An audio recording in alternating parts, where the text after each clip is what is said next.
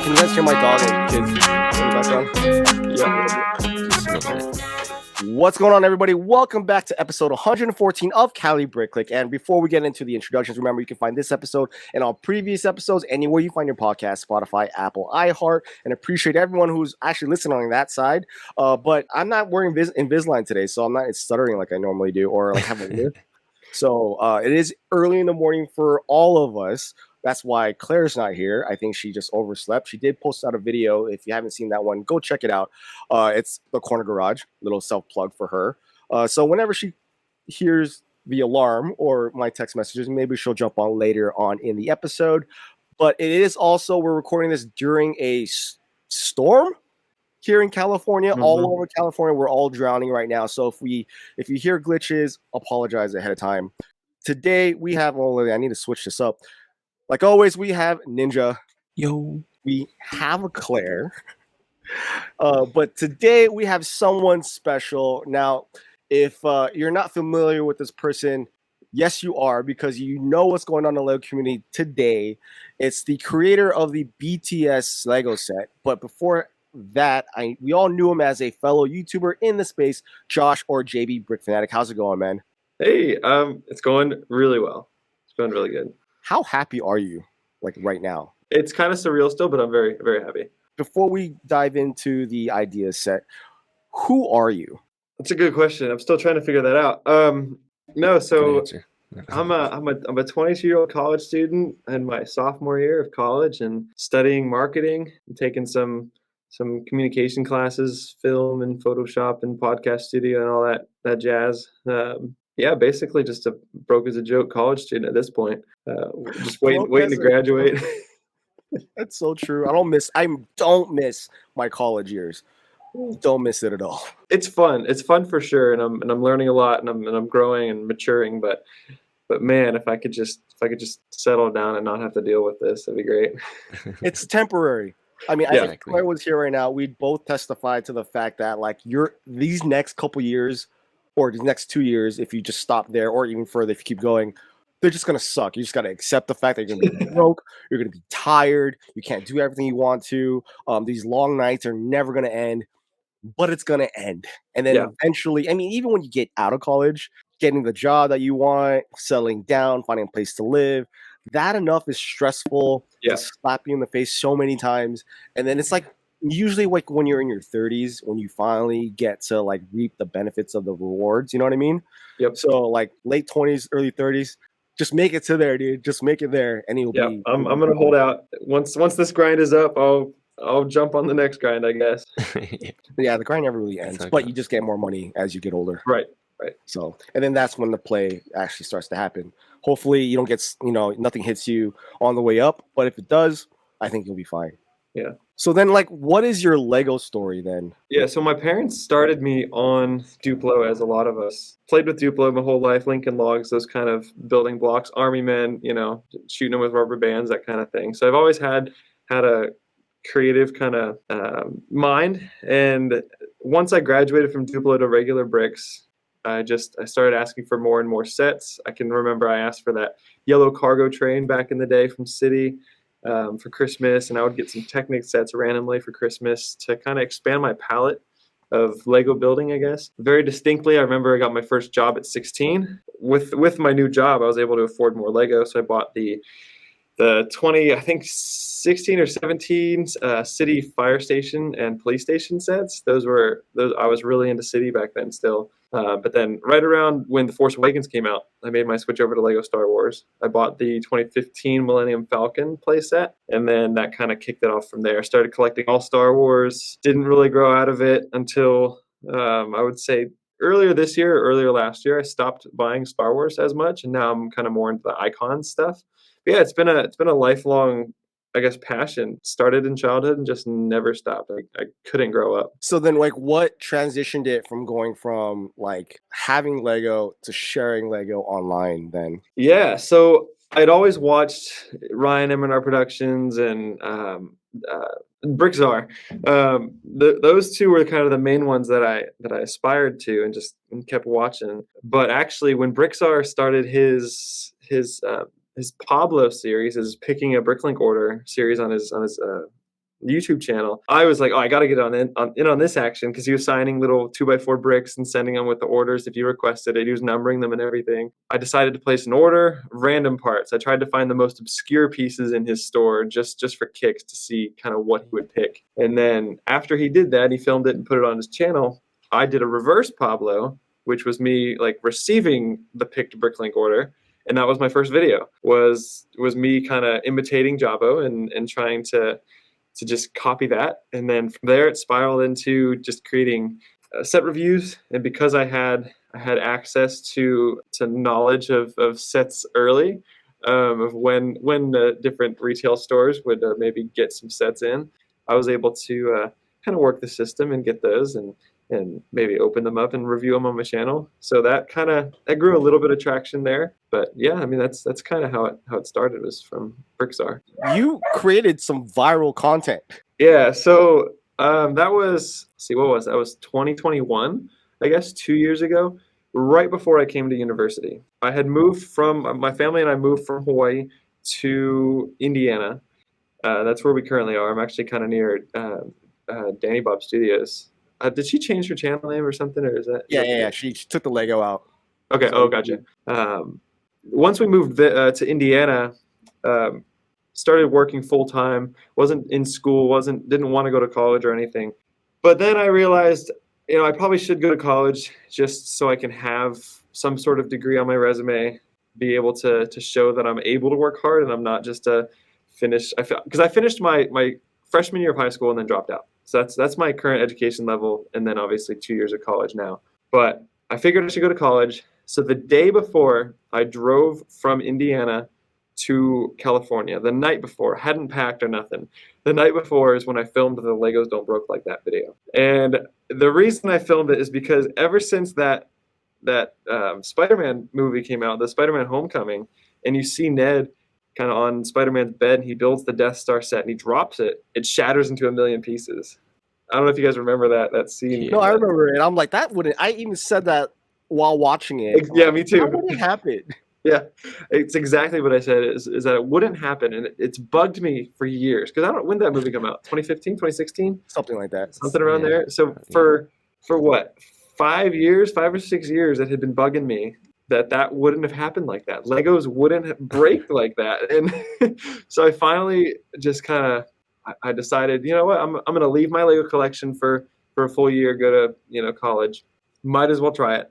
Actually, so I filmed the beginning part of me saying Legos Don't Broke Like That before I dropped it. So I have a clip on my phone that has a whole bunch of iterations of Legos Don't Broke Like That. And then there's like me at the end, little tidbit. I'm like, let me test it kind of thing. Like little really cringy stuff watching it back. And then after I filmed the little green screen with a blue towel, I sat on my bed and just dropped my Death Star. And I was genuinely shocked at how much it broke, even though it only broke into a few chunks. And in the video clip, you hear me go, "Oh, it does." And that was a genuine reaction. My face was, you can't see my face in the video, but my jaw was dropped. I was like, "Oh, it does." It was like, it actually does. It broke, because I was expecting it just to roll. So I stitched together a 17-second video, and then the rest is history. I published it. And then on the drive halfway across the country, I think while I was on Route 66, I decided to check it, and it had like 20,000 views. I was like, this is not normal for my channel. And it just kept growing, 40K, 100K. And now I think it's at like 13 million views or something like that, which You didn't even post that as a short, right? I think shorts. No. Yeah, that wasn't just even a regular short. video. A regular video. Shorts were still new at that point, and Yeah. I didn't think you could make money on shorts. And I was like, well, I want something to, I want to make money on this video if it's going to go viral. Like, that was what I thought. Because when I started my channel, I had a few goals. My first goal was literally to get 87 views, just 87. Why 87? Because it wasn't 100. That was a lot. And it wasn't like 20, because that was too little. I was trying to push myself. So I was like 87 views specifically. I had to get on my channel and then to be successful. And then I said that I wanted one viral video. Is how it went when I started my channel. And here we are. I mean, the channel's got 15 million views because of that one dang video. That one video. And I have a viral video, so mission accomplished, I guess. You have like you're attempting to try to make other kind of like reaching for the star content. I remember the putting the bricks into the microwave or something like that. Yeah, so with the success that Legos Don't Broke like that, I'm going through a full semester of my first freshman semester, the fall semester. I was seeing it grow and just got a million views, and I was like, oh, I need to do this again. I just need to keep cranking out these short little videos. But what was annoying about Legos Don't Broke like that is because it was only 17 seconds and it didn't pass like that 30-second threshold or whatever it is, I didn't get paid as much as I wanted. Because I could have made a lot of money off of those views, but because it was so short, advertisers didn't want to, put anything toward it. So I was like, okay, I got to start making similar content, but that's 31 seconds or 32 seconds, so I can reach that little threshold. So over the winter break when I went back home was when I filmed a whole bunch of content for that, or maybe it was the summer, I forget. But yeah, I tried a whole bunch of things. I think a few got a couple thousand views, but that was about it. I actually, come to think of it, I need to compile all those into like an 8-minute video and just put it out there. But I mean, longer video content's what YouTube wants, technically, if you're gonna make videos. And that's what's hard for me right now is I can't really do that in college. I don't have a good setup. I don't have a good studio. I'm kind of struggling for time. So to be able to make long-term content, I can't. Which is why the channel's been dead for the past 2 years. Just wow, I haven't really been able to do anything. You recently just posted something like a couple weeks ago. What was that? I've been making a couple shorts, just to I guess just to try to appeal to that kind of category. But that was all just edited on my phone. I didn't really film anything. I just used images and graphics and stuff and recorded it under a blanket on my bed with my iPhone. Just really janked it together. But do you think just doing shorts in general, since that's all the time you have right now, is not an avenue to go to? I mean, there are now a few just strictly short Lego channels and just do shorts. They do very well, both sides. Like they get subscribers. They just do short content. They got a lot of views doing shorts, and they just do shorts. Yeah, and now I see in other areas too, because the shorts are quick, right? They're not necessarily meaning like they take hours to make. They could take you a long time depending on what you do to it, but it's not as much as an 8-minute video. And then you get with someone in your position where you're limited in your time, you're limited in your space, you're limited in what you actually have in your possession. I think it would be just something to put out there. Like for me, for example, I have a goal, which is within the past 28 days. Maintaining 100,000 views and 400 subscriber growth. That's my goal. If I trend down from that or come dangerously close, I got to do something. So that's either I make a new video quickly as possible, make a new short. Usually shorts come into play there and it bumps my views back up. And then shorts don't really give me subscribers. They gave me minimal subscribers. My videos actually long term do that. But I have such a catalog of them already that the videos play on their own. Right. So and a good chunk of them are evergreen, so they just continuously play. But shorts is what I use to bump that up. So that way it looks like the channel is still alive. So so that way when I post a long video, it doesn't tank completely. Right. I waited so long. I feel like there are creators out there, especially the docuseries channels, the really big ones, that are in the millions of views that post every 3 or 5 months, but they still kill it. Those are anomalies. I'm not going to talk about those guys. I'm talking about the average, person who goes months without posting anything.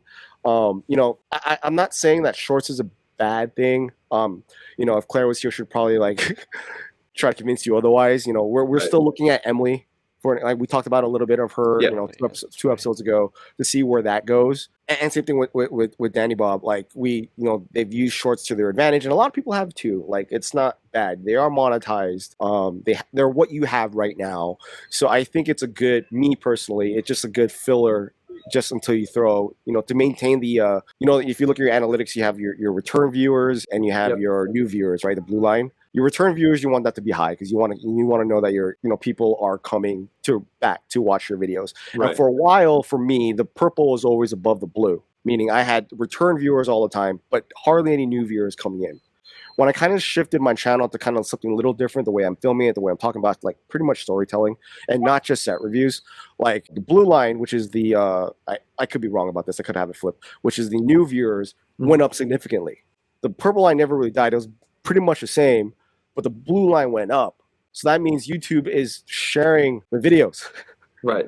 So I'm like, oh crud. So I need to just maintain for me. Now this is just this isn't like real advice. This is, just so that your channel doesn't look like it's dead, is to like throw a short every now and then. So that way it's like, and for you, I think you can easily accomplish that with what you're posting up. Yeah, I've thought about doing that more consistently, just because, like you said, I can't really make that 8-minute content, and shorts would be a good way to keep engagement with my channel, just so it doesn't completely fizzle out, so the algorithm, doesn't think I died. But yeah, what I want to be careful about is not turning my channel into a shorts channel, because I want to keep that community. I get that. That's the other side of it. That's the only thing I have to worry about is the short part. And it's been especially hard and unique for me because of Legos Don't Broke Like That. That's where I got my majority of subscribers from. Even when I say I have a community, I don't really on YouTube anymore, because I would say 90% of my subscribers are from that short video from Legos Don't Broke Like That. So if I start posting shorts, then I'm kind of just another Lego meme channel or something like that. Which, and you don't want that. It's not that I don't want that. I would be okay with that, because I kind of have my community is still kind of on Instagram too, where I'm in regular DMs with people just hanging out.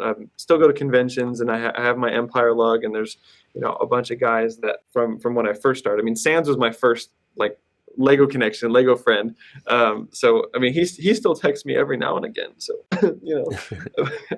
but yeah, I feel like I've already lost the community aspect of my channel, which is really sad. But I'm trying to look at it in a nice light, where I can just continue to grow, and then maybe from there I can continue just creating content and having a not a fan base, but just a group of people who know who I am and who enjoy talking with me, like you guys. Like if I go to convention, I have friends in the YouTube space who know me from my OG days, and even a few of the new ones like Danny. I mean, being social on Instagram and stuff really has helped with those connections. So yeah, it's very unique, I would say, in my point of view, because I'm already kind of off that. I feel like going viral for a video is a double-edged sword.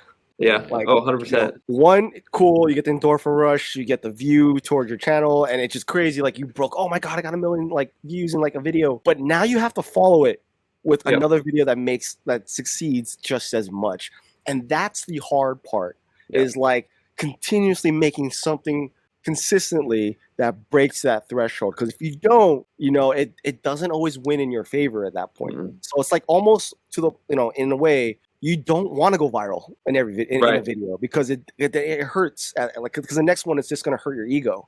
You know what I mean? Like, not to say that it's going to hurt your channel. It could. But like, it'll hurt. Like, oh crap! Like, I'm not as cool as I thought I was, or like the work I put in wasn't as good as it was supposed to be. All that, whatever you want to say to yourself. So psychologically, I feel like it wouldn't be as good for you. So I don't think anybody should aim to be viral. I feel like everybody should just put effort into their content and what they believe they like, that they think their community would like, and like the steady, slow growth is always the best way, as opposed to like demolishing it like with one video and not being able to fulfill that the following videos.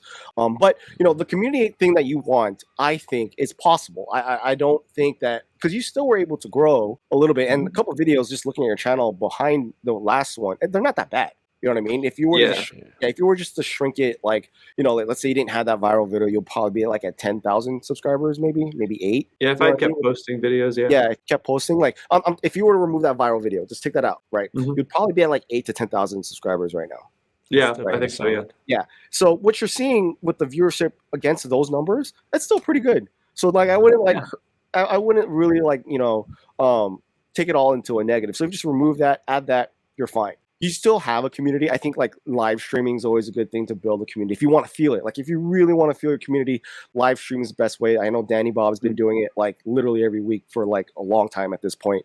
Emily's also a great example of that. Like she live streams when she can. She used to do it consistently, but those two examples right there have built amazing communities that will support them no matter what they do. Right. And I feel like a lot of people want that as well. Like some people don't care about it. And like, I don't live stream because I don't have the time. So, and you're probably in the same boat. Like, live stream takes time, especially if you want to be consistent with it. But, hopping into other people's live streams, like that's how we met. Like Right. we met through other people's live streams, and like that community aspect of it, that's what makes this whole thing fun to do. Yeah, sometimes you want to take this as an actual job and take it more seriously, but the community thing, the community building is the reason why I'm here. You know what I mean? Like I stuck to this because of, talking to people like you on live streams. I miss the old days of the Hive stream. I know he still does it now, Oh but yeah. when I was able to do it more frequently and jump on, like especially during the COVID times, Oh man. just what are you doing? I don't know. Let's just kick it online, because you can't do Yeah. anything. And then so that's, even though you can't come on and do your own thing, like popping onto other people, collabing like this. It's always a good thing. I don't like to use Andrew Tate as an example, but the Andrew Tate method model is a perfect example. Like what he did with his followers, like having them repost his stuff like everywhere and they monetize from him. That's kind of genius, because you're not only sharing your own content, because I think Mr. B said the same thing. Like, be everywhere. It doesn't matter if it comes from you, just be everywhere, because it shares who you are. Your name gets thrown out there. So you in yourself don't have to be everywhere in your own content, but you can be everywhere through other people's channels. Does that make sense? Yeah. Mr. 100%. Beast totally like he like criticizes his friend for getting mad that someone shared their video on their own channel. He's like, dude, why? Like you're being double shared in two different areas with your own content and someone else. So maybe that might be a good thing. Just like, I know you don't have time to do your own live streams, but being in other people's live streams, because the people that don't know you, they'll know you. Well, it's funny because like if I join like an M&R Productions Whatnot stream or something, I'm modded on there or whatever, just because we're friends, and so if I comment, I got that little yellow Game Boy system or whatever. As soon as I comment, I'll notice like 3 followers, and I'm like, why are you following me? Just because I have this just because he knows me? Like, is that really how this goes now? So no, I totally get just being involved with people and making yourself available to, I guess, for audiences to even see. Yeah, because we all have different audiences, right? And for most channels, there's a hardcore group of fan base that really just only follow that one person. Ryan's a big example of that one. You know what I mean? There's a ton of people that just follow him and nobody else, and they don't care about anybody else. But with that mentality, they're not open to see anybody else unless you're kind of endorsed by Ryan as oh, check this person out. And then they'll go and be like, oh, this person's actually pretty cool. So being involved in the community is an advantage in some way. I mean, you shouldn't be going at it as what you can gain out of it. I don't think that's I don't think that's a good mentality to go with. But just to be available, when someone wants to collab, big or small, it doesn't even matter. If they're bigger than you, cool. If they're smaller than you, cool. Because you never know that person that's below, small might blow up one day. Or person small might have a very hardcore fan base of 20 people, who then 20 people just now following you on your social. So I always look at collabing as a benefit for everybody. You know what I mean? Yeah. So for sure. That's my little thing on that. Anyways, I hope you do well on YouTube, man. I know you want to kind of win in that to an extent, but I know that's not your complete goal. But you are a part of Empire Lug, right? For those of you that don't know on here what Empire Lug is, can you give a brief description of that LEGO user group? Yeah, so Lug, like you said, is LEGO user group, and it's a group of people who are officially recognized by LEGO, who get little perks and stuff like that. So we basically represent LEGO, but Empire Lug is different because most of the time you have Indie Lug, which just a group of people from Indianapolis, or maybe I don't know if there's an LA Lug or something like that, where people just from Los Angeles get together and meet once a month, and then they talk about LEGO and they're recognized by LEGO. But Empire Lug is a little unique because we're an online community. So we got people from Europe, we have people from California and Ohio and Texas and just all around the country that come together through Discord basically, and we act as our own little community. We just got recognized last year officially from LEGO, so we do enjoy those perks, and but it's a pretty solid group of guys.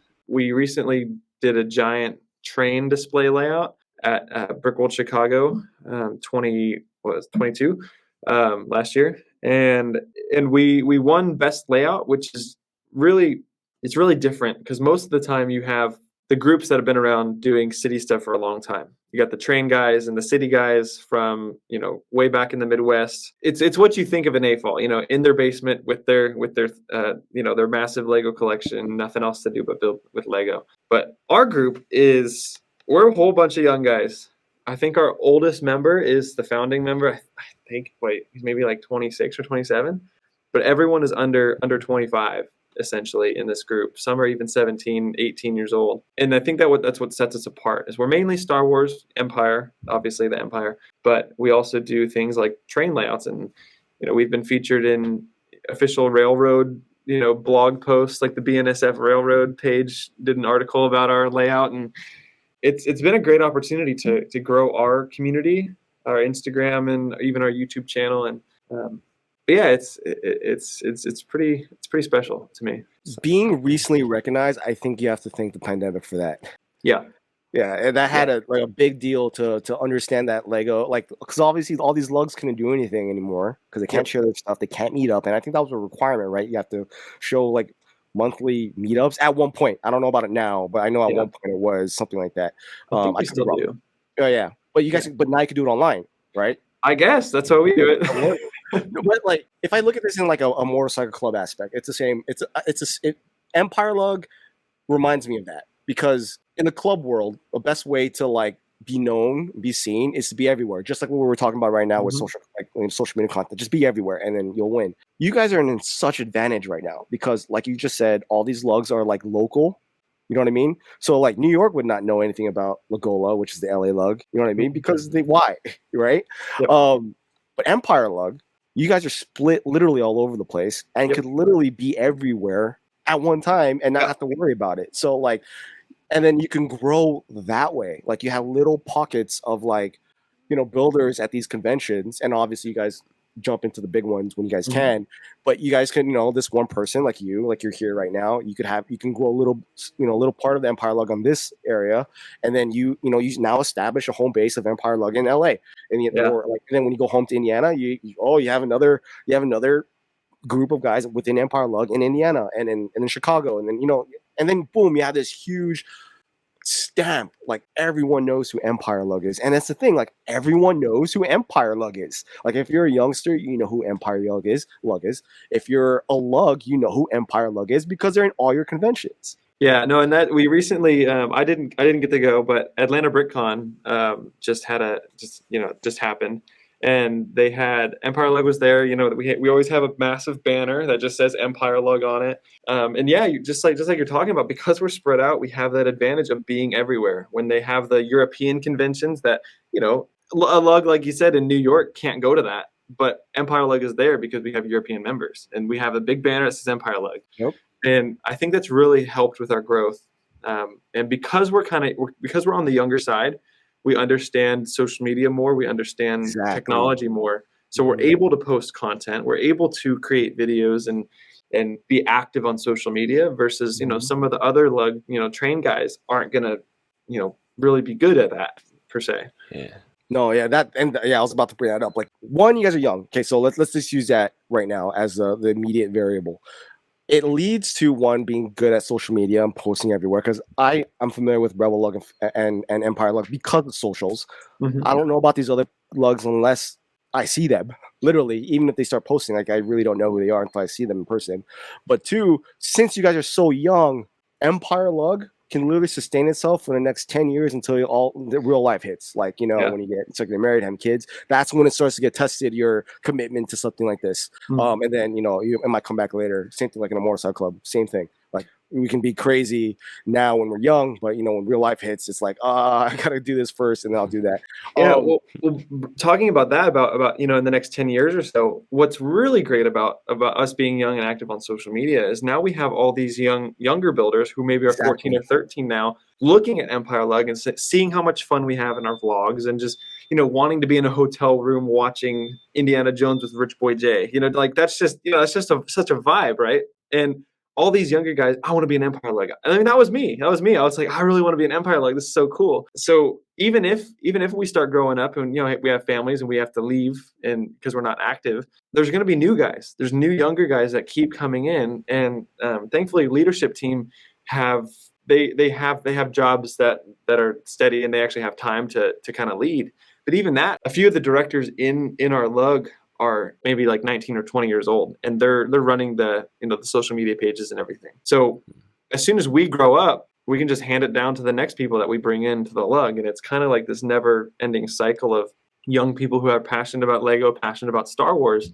It's a cycle that I don't think will stop anytime soon. And that's the key for any organization to survive, is getting young people into that group. Because again, I'm using the Motorcycle Club as a huge like example, just because I'm into that world. Like finding youngsters to take over the mantle is very hard, especially nowadays when a lot of young people don't want to be a part of groups as a whole anymore.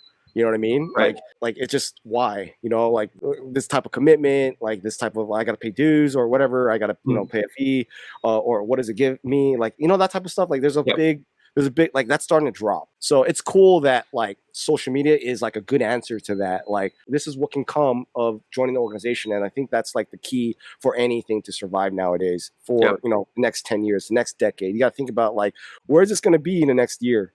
Okay, we can be here. Where's this going to be in 10 years when I can't like be at the head of the helm anymore? Right. I don't want this organization to go away. I want Empire Lug to keep pushing out. And I think you guys are setting yourselves up for success for that one. I think also, being recognized helps. That's cool. Lego recognizes the impact on social media and digital like meetups. And I think that also changed the game. Because if lugs now can be digital officially, then I don't need to be a part of this lug in Indiana. Like I could be a part of this lug in Chicago, right, and live in Indiana because I just mesh well with this group of people, and I want to be a part of it and support them. And then start doing the same thing. Now you'll start having different lugs in conventions not near them anymore, and that just, like I said, I think that totally changed the game for sure. Which is related to what we were talking about with social media as well. But speaking of mocks. You mock, right? I try. You make. Well, I mean, I remember you were making like military ships at one point. Yeah, I had. Let's see. Back in the day, because my father served in the Navy, I had always loved like the destroyer class of ships. So my brother created one, and then I kind of refined it. I had hoped on making a really detailed kind of model. I know we had even talked about it, I think, during Brick World last year when we were over at Brickmania. Yeah. Just seeing their models and stuff and me wanting to kind of imitate that. But, once again, college life kind of got in the way of that. So that kind of got put on pause. Okay. But yeah, I love building mocks. Yeah, for sure. Which leads to ideas, right? I think what we've been talking about, going viral, choosing a subject, creating something, and putting it into the Lego sphere is a very big thing. And I think all we've been talking about right now encompasses into what we just did right now, or what you just did right now with the BTS set. Yep. So let's go through the entire process of this whole thing. So let's start with the idea of it. I always wanted to be a Lego designer and still want to. That's still the goal. My LinkedIn still says I'm going to work for Lego, all that stuff. But Lego Ideas is kind of the next best thing. If I can't actually move to Denmark and do it, might as well design it, from my own house and in my own comfort. So what to do, right? Back in 2014, I had an Ideas account that I posted some stuff. I had like an X-Wing, a carnival game, a space station, and a cello, I think was what I posted on there. Obviously, nothing gained any traction because they were builds from a 13-year-old. Once I got back into Lego Ideas with my new, JB Brick Fanatic personality and account and stuff like that, I was trying to figure out what to do. So I go to Barnes & Noble one day, and I'm looking around for inspiration. I literally left the house, started driving around just to find inspiration. So in Barnes & Noble, I see BTS Uno cards. And that was what really set it off, is I was like, oh, so this, I know they're super popular. I've heard their music, and clearly they collaborate with brands like McDonald's and Uno. So I figured I might as well give this a shot. But the thing is I wasn't a super fan, I wasn't Army or anything like that at the time. So I needed someone who knew what they were talking about, because I could handle the Lego side of it, but I needed someone who could handle the BTS side of it. So I remember on Instagram, Bangtan Bricks, I knew that he had posted some content on BTS, and I think I had messaged him a couple times. And it was then that I sent a message. I was like, hey, you like BTS, right? that was the question. He was like, yeah. I was like, would you want to collaborate on this? And that's where it really hit off. So we talked about it, tried to figure out what to do, eventually settled on the Dynamite video because it was 2021 when we decided to start posting. It was like April or something like that, a couple of years ago. So Dynamite was, I think, the number one song for them at the time. Butter hadn't come out and a bunch of the other new albums hadn't come out yet. So we decided to make it off the music video. He kind of sent me pictures or screenshots of the music video or told me, you should build this and use these minifigures, these outfits from it. I threw it together one day. I really rudimentary building. Nothing was secure in the build. It was all digital. I kind of outlined the size of it using physical bricks, using just like some tiles and plates and stuff to figure out the scale that I wanted. I really just slapped it all together. No prints, no custom stuff. I did a terrible render of it.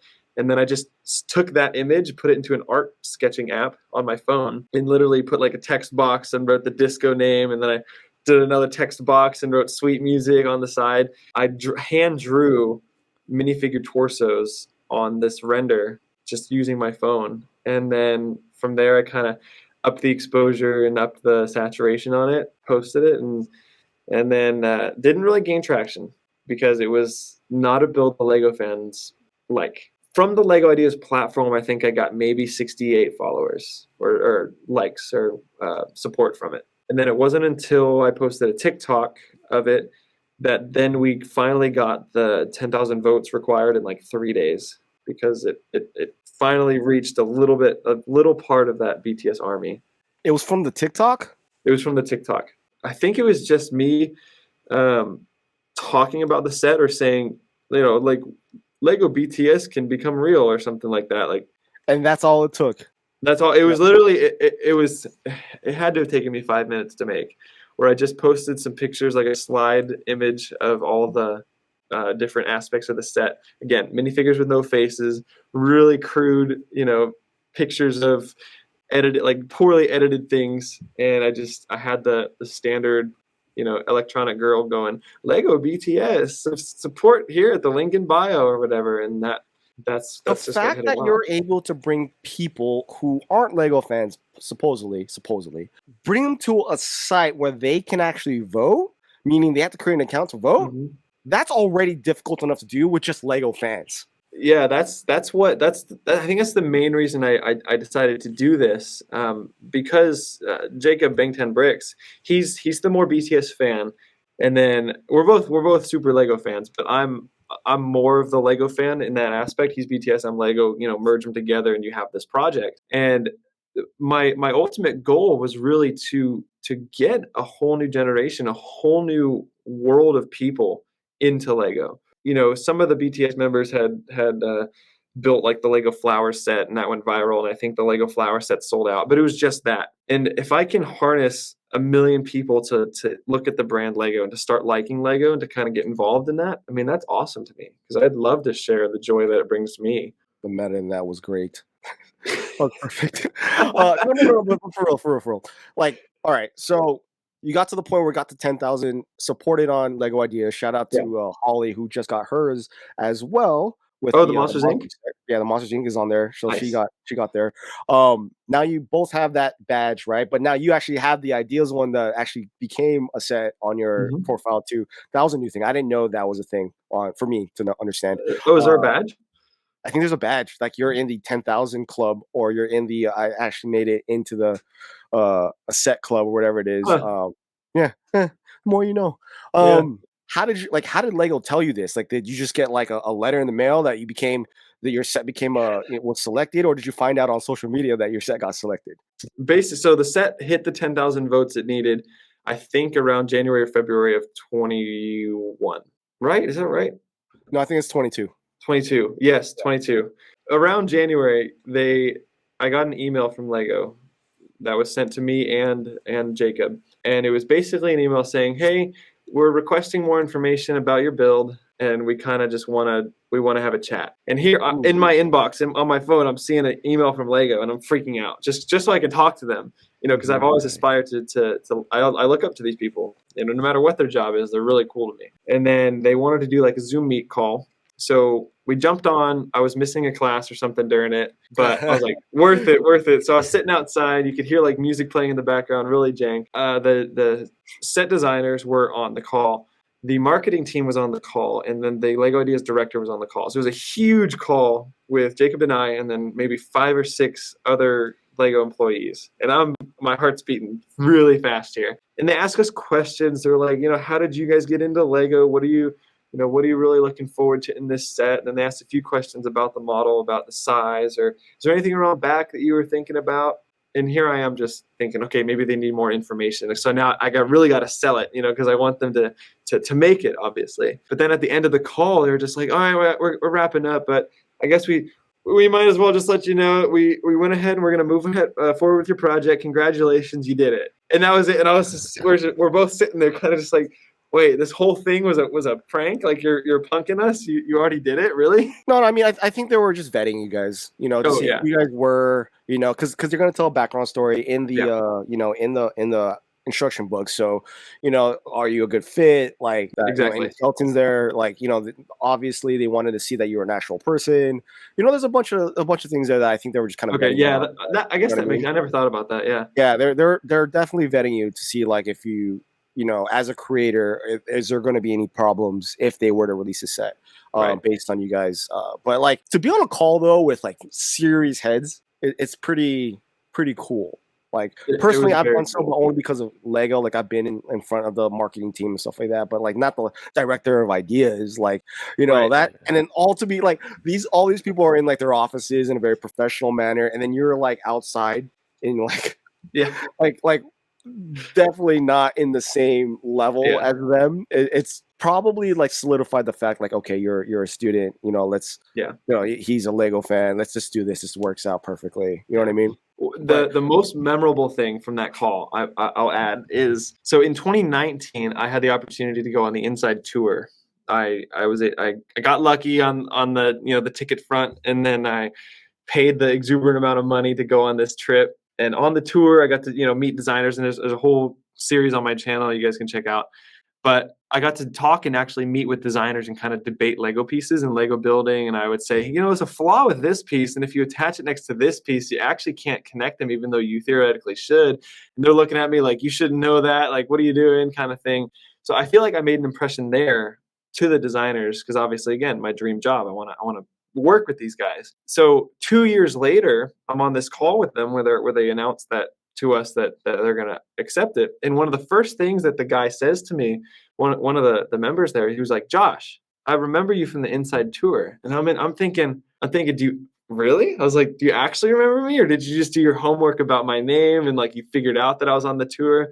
But that was really surreal to have someone in Lego 2 years later, just say, I remember you. Cool. Yeah. That connection is pretty cool, especially for something like that. Like you wouldn't think a designer would remember you after like a week. You know what I mean? In an interaction that's so like minuscule, as something like that. But like to be remembered like that, you definitely made an impression worth lasting, and now you're always going to be remembered for it. Right. So that's something to definitely put, some chips in that basket for sure. So. Yeah. With the BTS set, since those were announced, all right, it's going to be interesting to hear your thoughts on this because it's your set. It was very smart to go outside of the Lego community for the support. Tiago, when reviewing your set, he said it at the very end of his review that this set isn't made for the Lego community, and I think we all can agree that it isn't. Yep. Obviously, with the support on Lego Ideas, it makes sense. This set is meant for the BTS army and anyone who has the money to do so to be able to buy this set. And we all know the BTS army has the financial capacity to buy this set with all the merchandise that they sell. Like their plushes are like $50. Yeah, you guys could buy 2 plushes and buy this Lego set. But like he said in that video that this is a good way, for like this is where ideas should be. Like ideas should pull people outside the Lego community into it. Like the Taylor Swift set, like I would be happy for a Taylor Swift set. I'm a diehard Taylor Swift fan. I can't go to any of her concerts because, Ticketmaster. But like this is where ideas should go. I mean, and a lot of people are also saying like this shouldn't take up an ideas spot in front of all these other things when they forget like the past like 5 sets in the last round or 4 sets in the last round. None of them are IP. They're all like different things. So I think like a lot of people really, really want to criticize this set. How does that feel for the Lego community in which you care about so much doesn't care for it? Honestly, I don't care. Well, you shouldn't. Well, shouldn't care. and it's again because I know that the set isn't made for them. It's a very simple build. It's a 4-year-old could put this thing together, minus maybe the stickers, which would have been really cool if they made it like a 4+ set and everything was printed. But that's aside. That would have been way more expensive than $100. Yeah, but because I know that it's not for them, I really could care less what they have to say. I remember I watched Tiago's review. I watched a couple other reviews that I saw on YouTube and even Instagram, and like Jay's Brick Blog had a very honest review, and I love the fact that Tiago and Jay are being so honest about it, that the set, it's a good Lego set, but it's not a good Lego set. Like, it doesn't hold up to today's standards. The building techniques aren't there. The pieces aren't special. It's a very basic set, but that's good. It's a really good thing that it's basic, because there's people out there, the BTS army, who may have built a Lego set when they were 5, or they may have gotten the flower Lego set or something, but they really don't have the expertise that we do as an AFOL community, who are buying the Titanic set that takes 10,000 pieces or whatever, and they're not at that level. They could follow the directions pretty easily, but the BTS set, the way that James and Diego and the designers were able, and Gemma, they were able to make this rudimentary build that's really simple, was the smartest thing that they could have done. I didn't think about it that way. It may have been said, but I feel like I didn't register that in my brain. Like, it's good that it's not complicated. Just too good in his thoughts about it. He said for this build, like, it's kind of reminiscent of like the early 90s city sets. Yep. You know what I mean? Like, and when he said that, I'm like, yeah, you're right. This looks like a city or town build back then. It's very simple, open back, as they all are. But like, there's nothing crazy going on. It's just that nostalgia for that alone, for a Lego fan in city, would appreciate at least that on its own. But yeah, just, going with it with the intention of not, that just shows right there that Lego already knew this isn't for a Lego community or Lego fandom. This set is not for you. This is for everybody else. Yeah. And that's where it's going to be. Take it or leave it. Please stop bashing it. It is what it is. Yeah. And I feel like a lot of people also in the Lego community now know who BTS is and how big they are. Because a lot of people didn't know like how big. I'm not a BTS fan, not even close. Like, I know of Dynamite, I know of Butter because it hits the radio. I used to be into like HOT back in the 90s, like, early, K-pop. For a lot of people, like, only because I use their music in like my dance crews and my dance team. Like, we use their music a lot and we're inspired by their choreography. So now that K-pop has become a thing here in the United States, I can appreciate the fact that BTS is winning. Like, I'm so happy with that. I'm not a fan, I don't listen to their music, but I love the fact that kids here in the United States are listening to their music and have no idea what they're saying. Yeah, they still love it. It's so catchy. It's happy. It's happy. It's joyful. It's catchy. What's not to like? I think K-pop in general, they know the formula. They're very, they know we're not gonna get into this topic about like the bad part about that, but like they know what they're selling, and like they only have a short period of time to do it because of the whole military aspect, especially for men, which is another reason why I'm buying this set, because they're all in the military, and this is technically, to me in my eyes, a military set now. Hey, they're all soldiers now. We don't know. I think she's one. I think it's just one of them. Yeah. Well, I mean, they all have to join at some point. Yeah. At some point, yeah. But either way, it shows how far like K-pop has come, and like the music in itself. Like, if you really pay attention to it, it's how pop works, right? Yeah. Like, when Lego designed the music for not them, but like the person who designed the music or composed the music for the song's gonna get stuck inside that song. Everyone's awesome. And Not everyone awesome is works too. That everything's awesome, and this song's gonna get stuck inside. Oh yeah. That's the Lego movie too.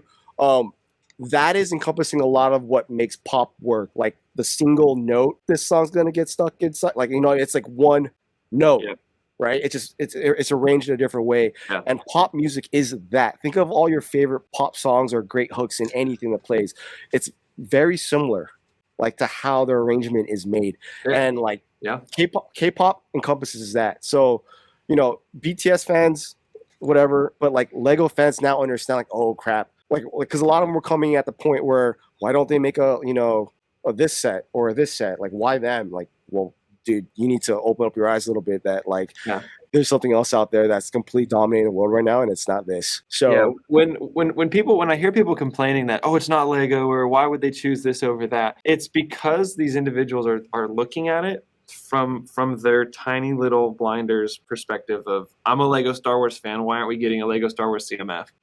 They're just looking at it from their limited point of view. But if you go to Korea, if you look at these other countries and you see how popular it is, you would be asking yourself, why isn't there a Lego set based off of this yet?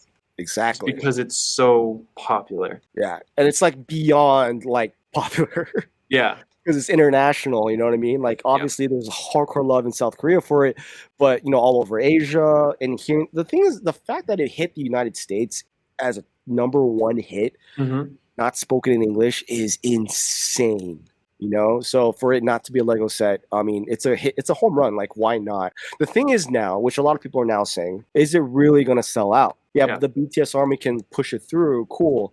But are they really going to come to the Lego store on, the first to pick it up, right? That's the key that everyone's very interested in is, okay, maybe it does sell out the first day, but is it going to continue to sell out? Like, are the BTS army going to really keep it up there? Because if you look at the previous sets, now if we're going to start from the Friend set, right? The very first time, like, Lego hit a home run with, an outside, with an IP that's outside the fandom, right?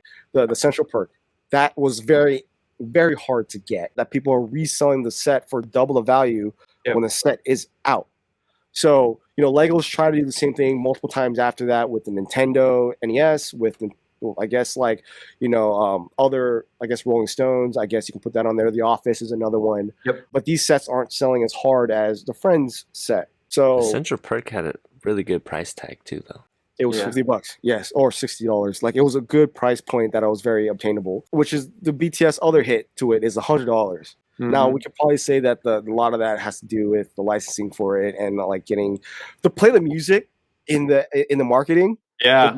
Like, to play that, I know that was a hefty price tag. Yeah. For sure, to be able to play that. But you can't sell without playing that music anyways. So it's like, I feel like Lego had to, add that extra $10 for the set to be able to pay off that royalty. But, a lot of people in the Lego community are like really questioning the sell-through for this Lego set. What are your thoughts on it? Obviously, I want it to sell 1 billion copies, right? But yep, of course. I think my guess is it'll sell out the first run for sure, just because of the army's hype. I think it has a possibility to sell out the second time, or at least go to back order a couple times. But then once the hype dies down and the fans realize that, oh, this is going to be out for 2 years, this is going to be available for a couple of years, shelf warmer. 100%. Yeah, for sure. That's because that's how the albums, I think, go too. When they sell their their unique albums, they'll sell so crazy and they'll go for crazy amounts of money on eBay and stuff. But as soon as the hype dies down or the next thing comes out,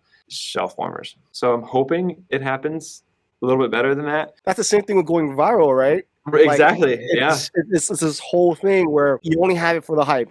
After that, tank. So I hope it does well. Like, I honestly want it to, and I want it because of you. I want it to do good. But it's good to know that you're realistic in this, and that your intentions for the set isn't for us three right here. It's for them, and obviously it it helps you out, obviously.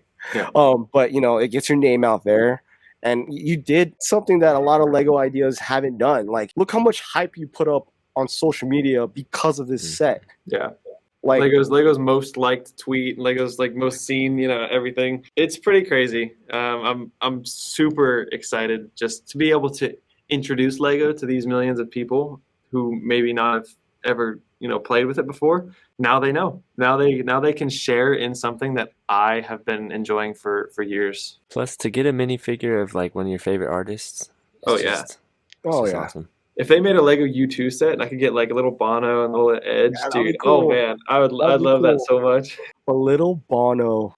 See, the thing is, though, if Lego were to decide between U2 and Taylor Swift, I think U2 would not happen. Taylor Swift would. They'd have to go Taylor Swift. Yeah. Did you see? I don't want to spiral into a new thing, but did you see the Lego house? Twilight set? Yeah, the house. The Cullen house. It got the 10,000 votes in under 24 hours. Oh, okay.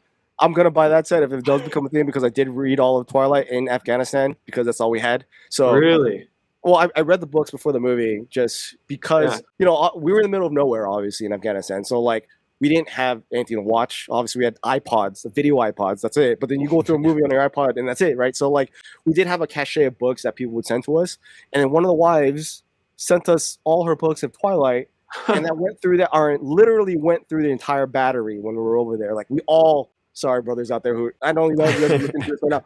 I know a lot of you like the Twilight series, and you're not saying it out loud. Oh man! But that's also the reason why I got into Taylor Swift, because it was in Afghanistan, because we had a Texan who was into Taylor Swift, and this is before pop Taylor Swift. This was country Taylor Swift. And the thing is, when we're in a combat zone, right, you're surrounded by, that, and then you're also surrounded by like really hardcore music, whether that be like hip hop or rock. That's just something we always played. So then to flip the switch and put something that's very happy. Yeah. You know what I mean? Like, makes you think of home, because she sings country, and country does. It makes you think of home. It can make you cry. It makes you miss your wife or your daughter or whatever. Like that type of vibe that like Taylor Swift did at the time was like, oh, I want to go home. You know what I mean? Like it was a very softer feel, and that's the reason why I got into Taylor Swift. And this is like prior, like 1989, Red, and all that kind of stuff, which I follow through to this day. And the same thing with Twilight. So now you bring that up, I'm like, oh, dude, I have to go hard for this set too. Yeah. Because I liked the books. It was very interesting at the time. Would I ever pick up the book outside of it? No. But because it was in front of me and I read through it and I was interested into it because it was something different, I was cool with it. So that's another one. Like, but I don't think it has the same like push though and grab attention as BTS. Like, I don't think anything comes close. And the only reason why I bring up Taylor Swift, because that's the closest thing right now to that type of hype. Yeah, no, I'm really excited to see kind of where this goes, and just to even see how it performs, because that's a tell to Lego, because at this point they don't know, and just trying to see if it's successful, if it's not, does it work, does it not? That will really determine whether or not a set like the Taylor Swift house gets accepted. Because if it doesn't work for BTS, then why would it work for Taylor Swift? Exactly, because if it doesn't work for BTS, it's not going to work for anybody else in the future. Yeah. Not to that scale, but you never know. But maybe the pricing had a lot to do with it. Maybe the set build has a lot to do with it. Like imagine if the set was 10 times more complicated, offering unique parts that you can't get anywhere else. I mean, the color scheme of this is like a Friends set to me, but like there's nothing bad. I like Friends, but like if they offer things that the LEGO community in itself would enjoy, like the Central Perk, a lot of things were introduced there that were cool, that people that were into the show could appreciate. Mm-hmm. Maybe if they change it up a little bit and gone to that direction, it could have a more successful shelf life, like in the future. I mean, you won already, dude. Yeah.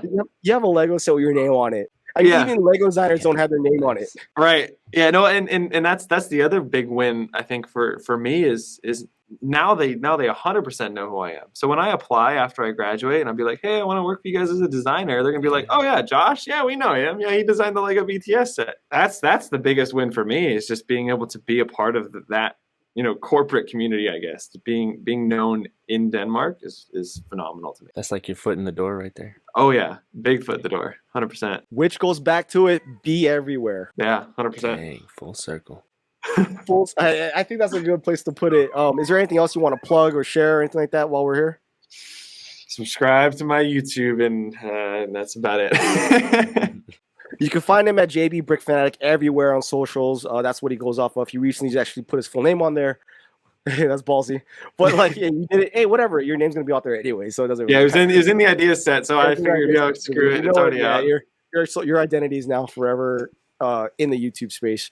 But hey, congratulations! I'm very happy for you. I'm buying the set twice. Thank you. Wow. Okay. Because of you, I've been defending it because of you. But realistically, we know where it's going to go. I hope it doesn't go in where we think it's going to go, and it just continues to perform. Great job, man.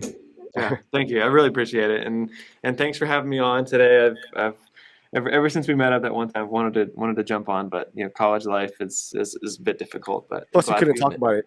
Yeah, right. Yeah, no, that was a really hard thing, was having to keep the secret because of the NDA.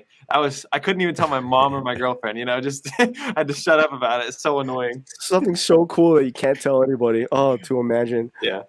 But with that being said, let's roll that music. Everyone have a good night. Peace. See ya. Good job, dude. That was good. It was fun. That was fun. I'm gonna like input Claire everywhere. Like, I'm gonna try to look for other clips of her saying random things and just throw it in there.